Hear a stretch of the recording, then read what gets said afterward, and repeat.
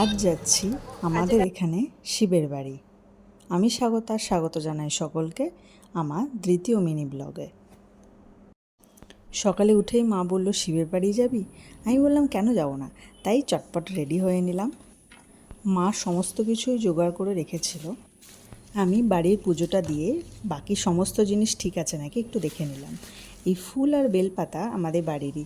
ফুল বেলপাতা বাড়িতে থাকলে কি সুবিধা হয়, তাই না? চলুন তাহলে যাওয়া যাক। বেরিয়েই মায়ের মনে পড়ল সিদ্ধি নেওয়া হয়নি। শিবের পুজো দিতে যাচ্ছি, ওটা তো মাস্ট। তাই রাস্তার গাছ থেকে একটু সিদ্ধি নিয়ে নিলাম। পুজো দিতে গেলে একটু মিষ্টি তো লাগেই, তাই না? তাই একটু মিষ্টি কিনে আমরা মন্দিরের উদ্দেশ্যে রওনা হলাম। আমাদের এইখানে এই শিবের মন্দিরে শিবরাত্রি উপলক্ষে বিশাল বড় মেলা হয়। অনেক আগে এই রাস্তার দুধারেই মেলা বসতো, কিন্তু আস্তে আস্তে সব কিছুরই পরিবর্তন, তাই না? এখন মন্দিরের সামনেই একটা মাঠ আছে, বিশাল বড় মাঠ। এই যে এই গোটা মাঠ জুড়ে টানা 7-8 দিন ধরে মেলাটা হয়। আমাদের এইখানকার এটা একটা বড় উৎসব বলা যেতে পারে। সম্ভবত এই মাঠে এখন খেলা হচ্ছে। আর এই চারিপাশ দেখছেন, এই চারিপাশ আগে ফাঁকা ছিল। আগে বর্ষার সময় এক হাঁটু, বলা যেতে পারে এক কোমর অবধিও জল হতো। মারা এই পেরিয়েই আগে এই মন্দিরে আসতো। ওই যে আমাদের মন্দির চলে এসেছে। এখানে আসতে আমাদের খুবই ভালো লাগে। এখানে আসলে কি করে যে সময় কেটে যায় আমরা বুঝতেই পারি না। আমাদের বাড়িতে কোনো গেস্ট আসলে আমরা এই মন্দিরে ঘোরাতে নিয়ে আসি, কারণ আমাদের এখানে তো ঘোরার জায়গা নেই। তাই এই মন্দিরটাই আমাদের ঘোরার জায়গা। আমরা যেদিন গেছিলাম সেদিন মঙ্গলবার ছিল, তাই মন্দির চত্বর ফাঁকা। জেনারেলি শ্রাবণ মাসের সোমবারে খুবই ভিড় হয়। লাইন দিয়ে দাঁড়িয়ে থাকতে হয়, তারপরেই শিবের মাথায় জল ঢালা যায়। অন্যান্য সময় আসলে মন্দির 10:30 থেকে 11টার মধ্যে খোলে, যেটা আমরা জানি। অনেকেই মঙ্গলবার এসেছে যাতে ভিড়টা না হয়।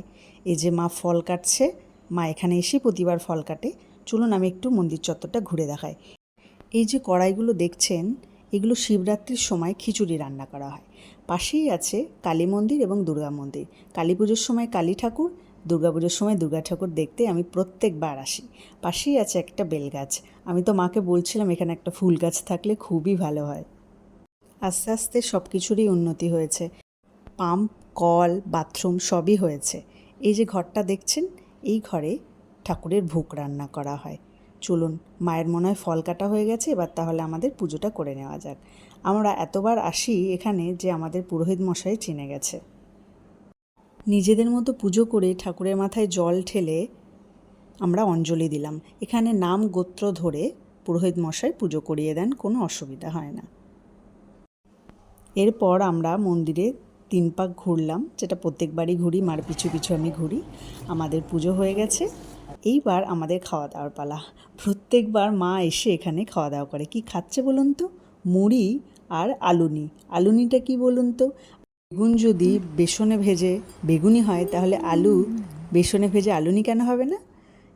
মা উপোস করেই পুজো দিতে আসে, কিন্তু আমি উপোস করে থাকতে পারি না বলে আমি কিছু খেয়ে আসি।